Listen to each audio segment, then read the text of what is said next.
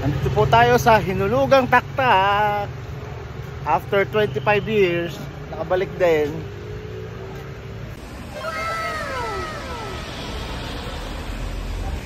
At kailangan muna pong mag-register bago pumasok dito sa Hinulugang Taktak.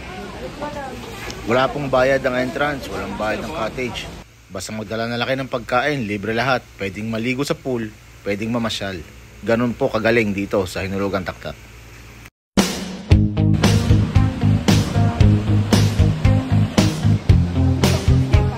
Mother. Magandang umaga sa inyo mga kabarubal. What's up? Nandito po tayo sa Hinulugang Taktak. After almost 30 years, nakabalik po tayo dito, no? At yung papasyalan. At ayun nga mga kabarubal, nandito tayo ngayon sa Hinulugang Taktak.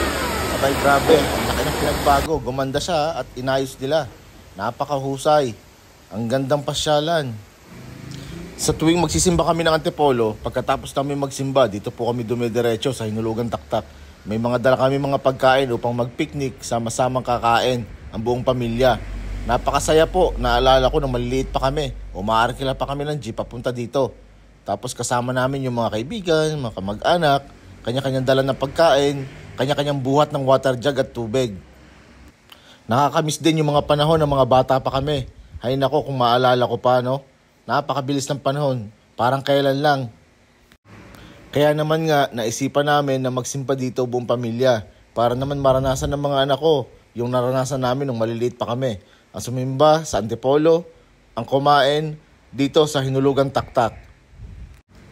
Nga pala, masaya rin puntahan ito kasama mga kaibigan kasi maganda.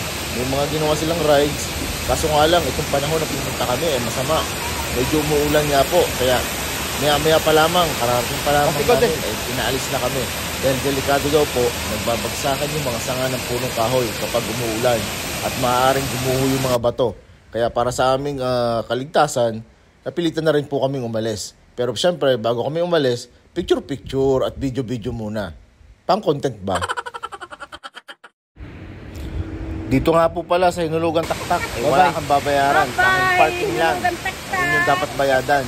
Walang bayad po ang entrance, wala ding bayad ang mga cottages. Libre nga din po ang swimming pool. Pwede kayong maligo dito, libreng-libre. Opo, totoo ang narinig nyo, libre. Kaya nga lang, mas maganda magpunta kung mga weekdays, araw ng Martes, Lunes, ganyan. Kasi pagka po weekends, sadya daw pong napakaraming tao, pipila ka. Dahil nga po masama ang panahon, kailangan na namin umalis. Pero bago kami umalis, syempre nag-picture-picture muna, video-video. Nakakamiss yung mga panahon na maliliit pa kami. Bigla akong naalala lahat. Noon, iba pa itsura ng Hinulugang Taktak. Pero ngayon, iniba na nila. Maganda na siya. Magandang pasyalan, lalo na sa pamilya. Kaya tara na, ano pa hinihintay nyo? Pasyal na tayo dito sa Antipolo, sa Hinulugang Taktak.